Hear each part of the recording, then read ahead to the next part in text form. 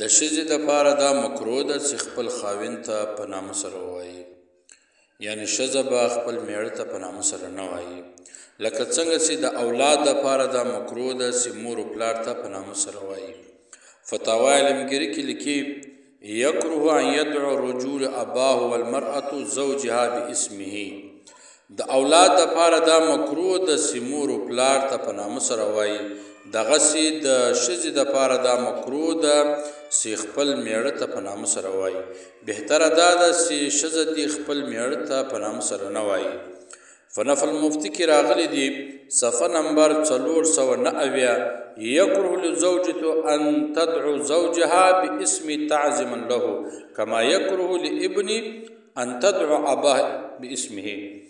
وی مکروه ده د ښځې دپاره چې خپل خاوند ته په نامه سره وایي تعظیما، لکه څنګه چې مکروه ده د زوی دپاره چې خپل پلار په نامه سره بولي.